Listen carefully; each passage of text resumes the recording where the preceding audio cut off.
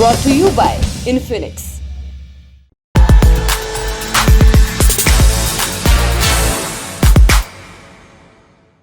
साक्षी मलिक, विनेश फोगाट, रवि दहिया, बजरंग पुनिया, ये वो नाम है जो पोडियम पर चढ़े तो पूरे देश ने कंधों पर उठा लिया। देश दुनिया में भारत का नाम रोशन करके आए तो खूब सत्कार हुआ, लेकिन अंतर्राष्ट्रीय मंचों पर तिरंगा फहराने वाले भारत के पहलवान पिछले 6 दिनों से देश की राजधानी में धरने पर बैठे हैं। आज ही लल्लन टॉप शो में बात इन्हीं पहलवानों की। नमस्ते, मेरा नाम है सौरभ और आप देखना शुरू कर चुके हैं दी लल्लन टॉप शो। 3 महीने में दूसरी बार देश के पहलवान देश की राजधानी में धरने पर बैठे हैं और आज अलग अलग मोर्चों से खबरें आई। पहले बात सुप्रीम कोर्ट की। सुप्रीम कोर्ट में आज पहलवानों की याचिका पर सुनवाई हुई। याचिका में 7 महिला पहलवानों ने कुश्ती संघ के अध्यक्ष बृजभूषण शरण सिंह पर एफआईआर दर्ज करने की मांग की थी। इन महिला पहलवानों ने बृजभूषण पर यौन शोषण का आरोप लगाते हुए जांच की मांग की थी और इसकी शिकायत दिल्ली पुलिस से कनॉट प्लेस थाने में की थी। लेकिन जब शिकायत पर एफआईआर दर्ज नहीं हुई तो फिर पहलवानों ने सुप्रीम कोर्ट का रुख किया था। आज चीफ जस्टिस डीवाई चंद्रचूड़ और जस्टिस पीएस नरसिम्हा की बेंच ने मामले पर सुनवाई की। दिल्ली पुलिस का पक्ष रख रहे सॉलिसिटर जनरल तुषार मेहता ने जानकारी दी कि आज शाम तक इस मामले में एफआईआर दर्ज कर ली जाएगी। पहलवानों का पक्ष रख रहे कपिल सिब्बल ने कहा कि आरोपी पर 40 आपराधिक मुकदमे हैं, इसलिए महिला पहलवानों को सुरक्षा भी दी जाए। सिब्बल ने नाबालिग शिकायतकर्ता पहलवान की सुरक्षा को लेकर एक मुहरबंद हलफनामा भी कोर्ट को सौंपा, जिस पर कोर्ट ने दिल्ली पुलिस को नाबालिग शिकायतकर्ता को पर्याप्त सुरक्षा देने का आदेश दिया। साथ ही मामले पर सुनवाई के लिए अगली तारीख 5 मई की दी। कोर्ट में हुई बहस के बारे में और जानकारी दे रही हैं मामले को कवर कर रही इंडिया टुडे की संवाददाता अनीशा माथुर। और जो धरने पे बैठे खिलाड़ी हैं, उन्होंने प्रेस कॉन्फ्रेंस में साफ तौर पे यही कहा है कि देखिए, हम ये नहीं चाहते कि कागजी एफआईआर होके रह जाए, हम चाहते हैं कि कोई ठोस कदम उठाया जाए। आज तक से बात करते समय नरेंद्र हुड्डा जो खिलाड़ियों के वकील हैं सुप्रीम कोर्ट में, उन्होंने भी यही कहा कि उम्मीद खिलाड़ी यही लेकर बैठे हैं कि बृजभूषण शरण के खिलाफ एफआईआर ही नहीं बल्कि उनकी गिरफ्तारी भी होगी, क्योंकि ये काफ़ी संगीन मामला है। महिला खिलाड़ियों की इज्जत और एक माइनर महिला खिलाड़ी की ज़िंदगी का ये मामला है। अब आगे इसमें क्या होता है ये देखना तो बहुत ज़रूरी रहेगा, लेकिन फ़िलहाल सुप्रीम कोर्ट में आई इस याचिका के बाद कम से कम एफआईआर तो हो रही है, प्रोसेस तो शुरू हुआ है। आगे क्या होता है उस पर पैनी नज़र देश की और खिलाड़ियों की बनी रहेगी। यानी दिल्ली पुलिस आज एफआईआर करने के लिए तैयार है, लेकिन ये सवाल पिछले 7 दिनों से पूछा जा रहा था कि जब एक नाबालिग समेत 7 महिला पहलवानों ने दिल्ली पुलिस से यौन शोषण की शिकायत की है तो उस पर एफआईआर क्यों नहीं दर्ज की जा रही। 26 अप्रैल को सुप्रीम कोर्ट में मामले की पहली सुनवाई हुई थी तो भी ये सवाल उठा था। पहलवानों की ओर से कपिल सिब्बल ने पूछा था, सुप्रीम कोर्ट के गाइडलाइंस के अनुसार अगर पुलिस ऐसे मामलों में केस दर्ज नहीं करती है तो पुलिस कर्मियों के खिलाफ भी कार्रवाई की जा सकती है। इस पर सीजीआई ने कहा था कि भारत का प्रतिनिधित्व करने वाले पहलवानों ने याचिका में यौन उत्पीड़न के गंभीर आरोप लगाए हैं। सीजीआई ने दिल्ली पुलिस से पूछा था कि आखिर एफआईआर दर्ज क्यों नहीं की जा रही है।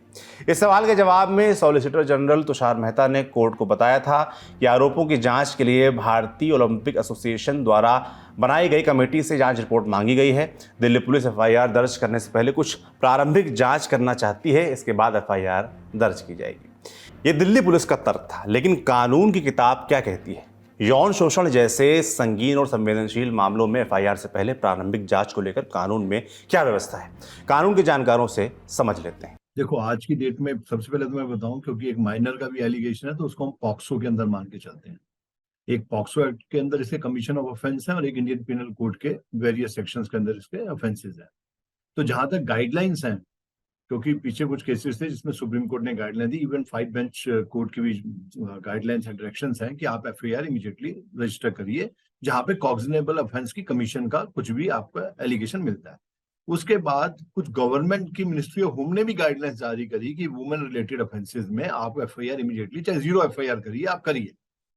ये पुलिस का एक एक्शन है जो पुलिस को करना ही करना है। और एफआईआर अदरवाइज ये फर्स्ट इन्फॉर्मेशन रिपोर्ट है जिसमें आप एक इन्फॉर्मेशन ले रहे हैं, उसके बाद इन्वेस्टिगेशन में सच है झूठ है वो एक सब्जेक्ट मैटर ऑफ इन्वेस्टिगेशन है।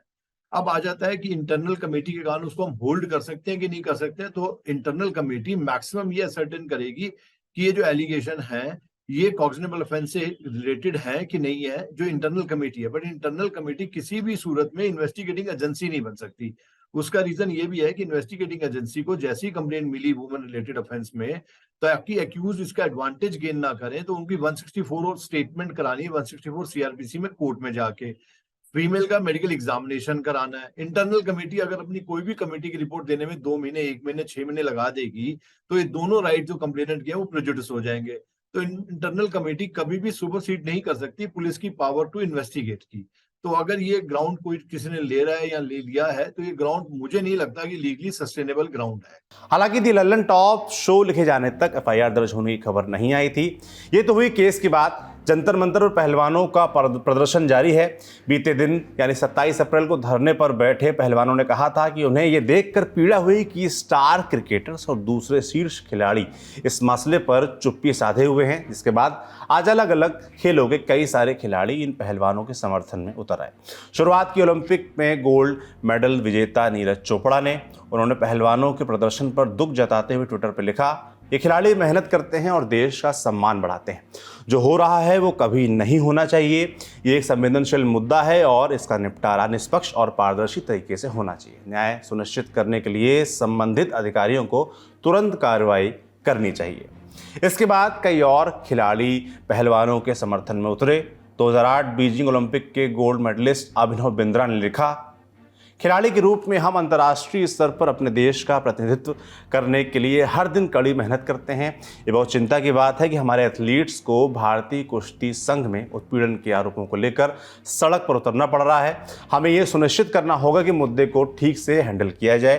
ये घटना उत्पीड़न रोकने और प्रभावित लोगों के लिए न्याय सुनिश्चित करने के लिए एक प्रभावी सुरक्षा तंत्र की जरूरत पर प्रकाश डालती है। पूर्व क्रिकेटर और आपके राज्यसभा सांसद हरभजन सिंह ने ट्वीट किया, साक्षी विनेश भारत की शान है। एक खिलाड़ी के तौर पर यह देखकर दुख होता है कि हमारे देश के इन गौरवों को सड़क पर आकर प्रोटेस्ट करना पड़ रहा है। मैं प्रार्थना करता हूं कि उन्हें जल्द से न्याय मिले। पूर्व टेनिस प्लेयर सानिया मिर्जा ने भी पहलवानों के समर्थन में ट्वीट किया। सानिया ने लिखा, एक महिला एथलीट के रूप में ये देखना बहुत कठिन है। पहलवानों ने हमारे देश का नाम रोशन किया है और हमने उनके साथ इसका जश्न भी बनाया है। ये मसला बेहद संवेदनशील है व आरोप बेहद गंभीर हैं। पहलवानों को न्याय मिलना चाहिए। पूर्व क्रिकेटर वीरेंद्र सहवाग ने कहा कि बहुत दुख की बात है कि हमारे चैंपियन खिलाड़ी आज सड़क पर हैं। सहवाग ने ट्वीट कर लिखा, दुख की बात है कि हमारे चैंपियन खिलाड़ी जिन्होंने देश का बड़ा नाम किया है, झंडा लहराया है, हम सबको इतनी खुशियां दी हैं, उन्हें आज सड़क पर आना पड़ा है। बड़ा संवेदनशील मामला है और इसकी निष्पक्ष जांच होनी चाहिए। उम्मीद है खिलाड़ियों को न्याय मिलेगा। इसके अलावा हॉकी खिलाड़ी यानी Rani Rampal, cricketer Irfan Pathan, 1983 world cup विजेता कप्तान कपिल देव समेत तमाम खिलाड़ियों ने पहलवानों के समर्थन में ट्वीट किए। पहलवानों के समर्थन में विपक्षी दलों के नेताओं की ओर से भी ट्वीट आए। राजस्थान के मुख्यमंत्री अशोक गहलोत ने लिखा, हम दिल्ली के जंतर मंतर पर इंसाफ के लिए लड़ रही बहादुर महिला पहलवानों के संघर्ष, एकता और जज्बे का समर्थन करते हैं। जग जाहिर है कि दिल्ली पुलिस कुश्ती महासंघ के अध्यक्ष व रसूखदार भाजपा सांसद के खिलाफ यौन उत्पीड़न की एफआईआर लिखने से इनकार कर रही है। मुझे विश्वास है कि न्यायपालिका इस मुद्दे का संज्ञान लेकर माननीय सर्वोच्च न्यायालय के वर्तमान न्यायाधीश द्वारा एक स्वतंत्र जांच का आदेश देगी। हमारे अंतर्राष्ट्रीय खिलाड़ी सम्मान व न्याय की पूरी हकदार हैं।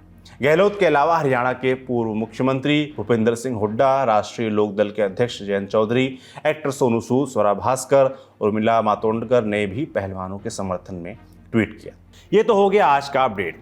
अब एक बार पूरे मामले को समझ लेते हैं कि आखिर दुनिया भर में हिंदुस्तान का नाम ऊंचा करने वाले ये पहलवान धरने पर क्यों बैठे हैं। ये समझने के लिए हमें चलना होगा 3 महीने पीछे।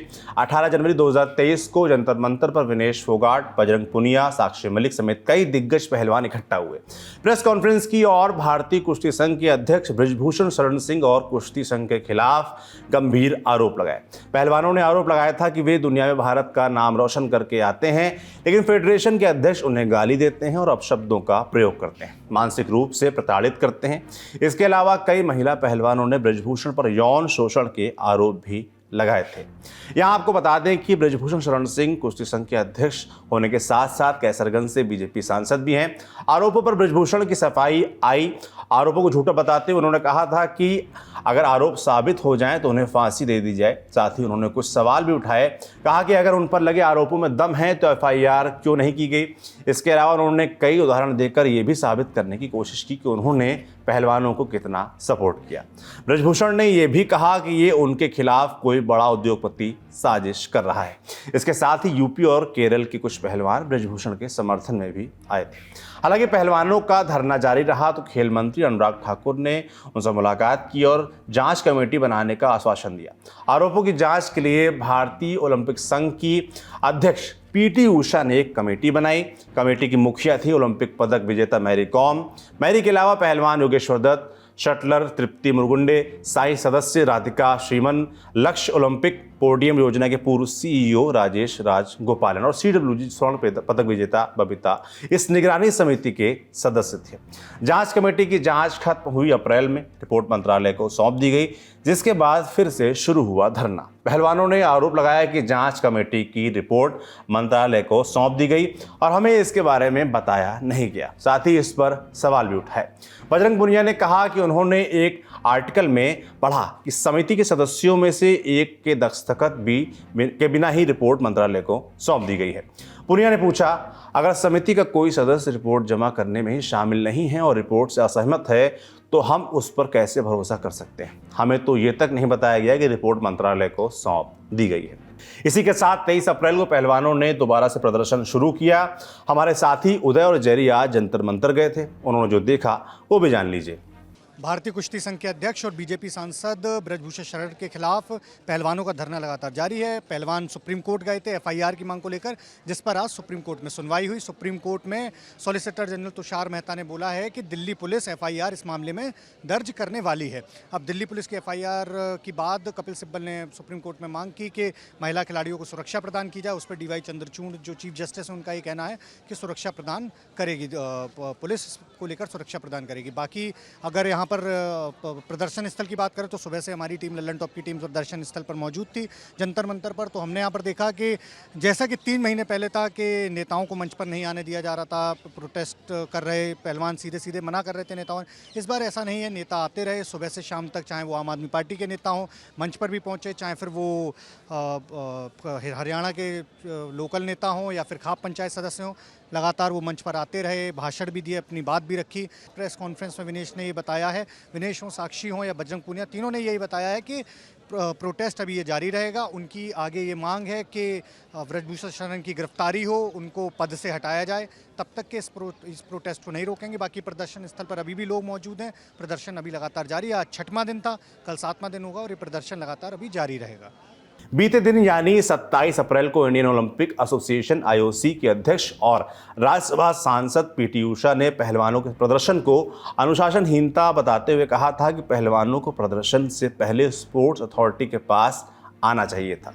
Whatever they are having feeling, they could have come to us and then it could have been solved. If it is not solving, then they can go to everywhere.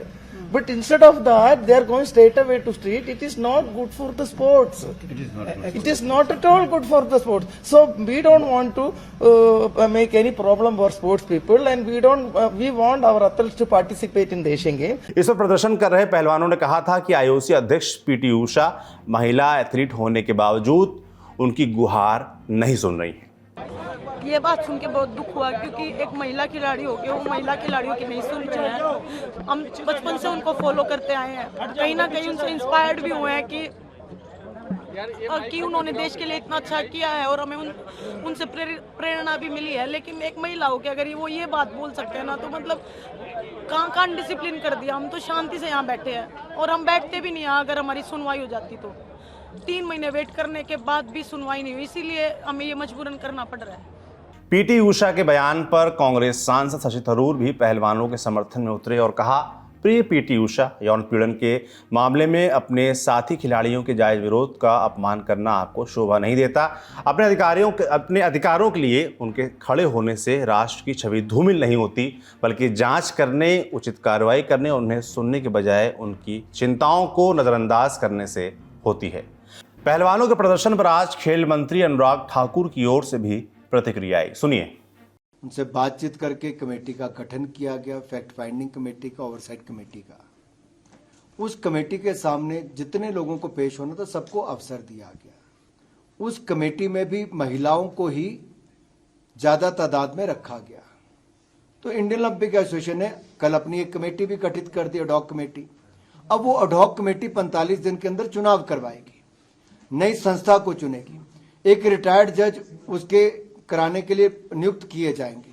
ये पूरी कमेटी वहां पर सिलेक्शन हो, tournament का आयोजन हो, उसको लेकर निर्णय हो, और इंटरनल कंप्लेंट कमेटी जो होनी चाहिए ऑर्गेनाइजेशन में, जहां पर कोई भी खिलाड़ी हो, लड़का लड़की अपनी शिकायत दर्ज करा सकता है, उसका गठन भी करवा कर देगी। तो सारे कदम उसी दिशा में है, सारे कदम उसी दिशा में है। एक प्रक्रिया है, और प्रक्रिया जब कमेटी की रिपोर्ट आई उसके बाद जो जो कदम उठाने उस दिशा में कदम उठा रहे हैं। एक प्रतिक्रिया बृजभूषण शरण सिंह की ओर से भी आई, क्या कहा खुद सुनिए। मैं न्यायपालिका के निर्णय से खुश हूं और बेहद प्रसन्न हूं, और दिल्ली पुलिस को जांच मिली है, और जांच में जहां भी मेरे सहयोग की आवश्यकता होगी मैं सहयोग करने के लिए तैयार हूं। और न्यायपालिका से बड़ा कोई नहीं है इस देश के अंदर, और मैं भी न्यायपालिका से बड़ा नहीं हूं। आज एफआईआर दायर करने के बारे में सुप्रीम कोर्ट से खबर आई तो पहलवानों ने जंतर मंतर में ही प्रेस कॉन्फ्रेंस की, वो भी सुन लीजिए। देश का भविष्य अगर स्पोर्ट्स में बचाना है तो हमें एक साथ आना होगा, और सिर्फ सोशल मीडिया पे आप हमारा समर्थन कर रहे हैं, हम बहुत शुक्रगुजार हैं उसके कि आप हमारे लिए न्याय की मांग कर रहे हैं। लेकिन जो अदर स्पोर्ट्स में जो एथलीट सर्वाइव कर रहे हैं, जो अपनी आवाज उठा नहीं सकते हैं, या उनकी आवाज को दबाया जा रहा है, या वो बोल नहीं सकते हैं, किसी कारणवश से वो उस लेवल पे नहीं पहुंचे हैं अभी तक, उनकी आवाज आप बन सकते हैं, आज हमारे देश में स्पोर्ट्स को बचा सकते हैं। तो मेरा आज भी यही अपील रहेगा कि हम जंतर मंतर पे हैं, कंटिन्यू अपने हक की, अपने न्याय की मांग के लिए आप भी हमारे समर्थन में आइए, और हिंदुस्तान के स्पोर्ट्स को बचाने के समर्थन में आइए। क्योंकि अगर आप लोग नहीं आज नहीं आए ना, तो कभी भी दोबारा ये ऐसा मौका नहीं आना है जिंदगी में कि हम हिंदुस्तान में स्पोर्ट्स को बचा लेंगे। एफआईआर अगर दर्ज हो रहा है, तो लड़कियों ने कंप्लेंट्स दी है, तो एफआईआर दर्ज करने के लिए मुझे लगता है कि ये इनफ है। जो भी सबूत देने होंगे, पहले हमने बहुत काफी सबूत दिए हैं, लेकिन अभी आगे जितने भी सबूत देने होंगे हम माननीय सुप्रीम कोर्ट के सामने पेश करेंगे, ना कि किसी कमेटी के सामने या दिल्ली पुलिस के सामने।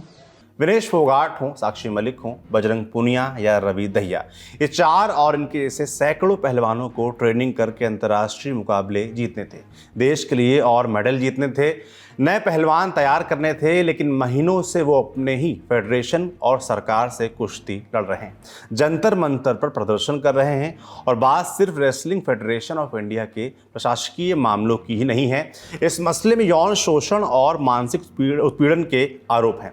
खिलाड़ियों और फेडरेशन के बीच चल रहे इस टसल को और विस्तार से समझने के लिए हमने बात की इंडियन एक्सप्रेस के पत्रकार मिहिर वसावड़ा से, जो बहुत समय से खेल को कवर कर रहे हैं।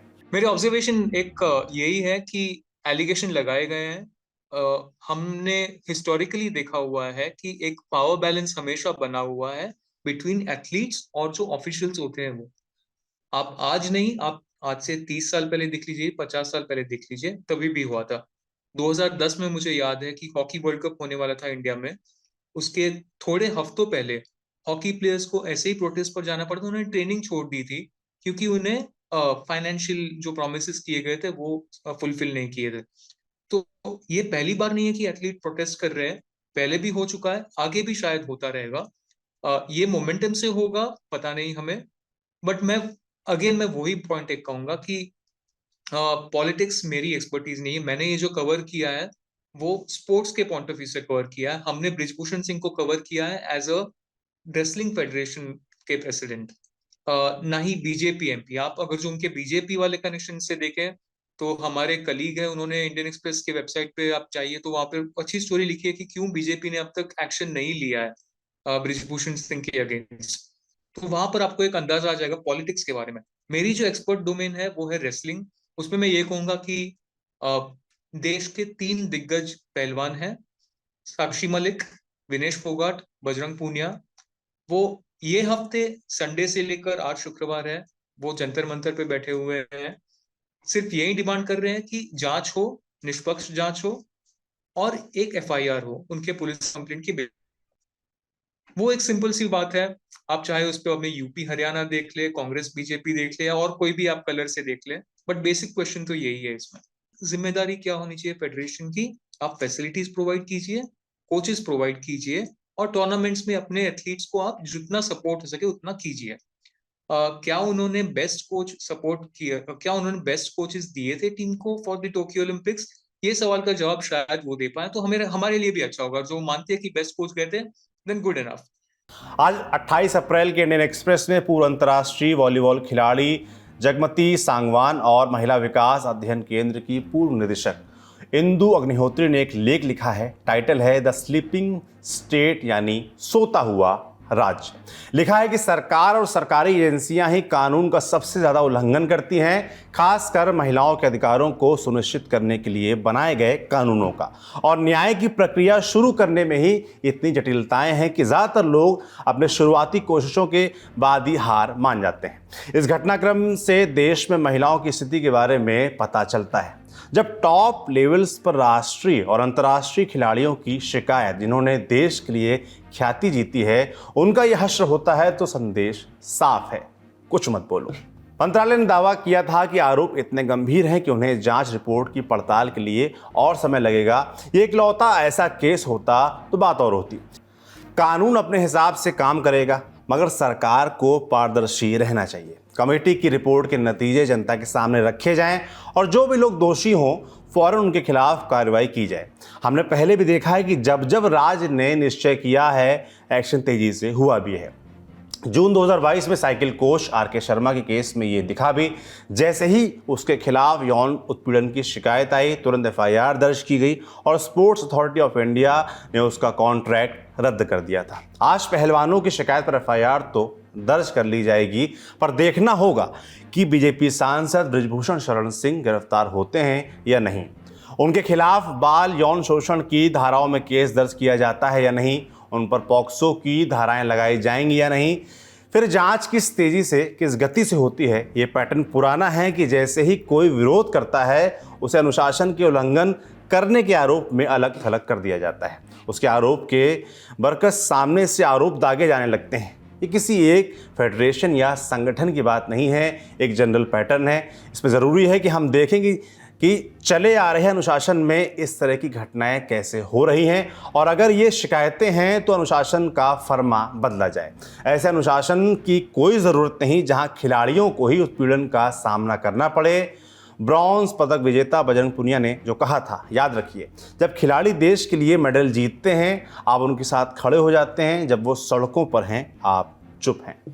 ये थी आज की बड़ी खबर। इसके अलावा भी खबरें हैं, कहाँ मिलेंगी? हमारे डेली शो सुर्खियों में।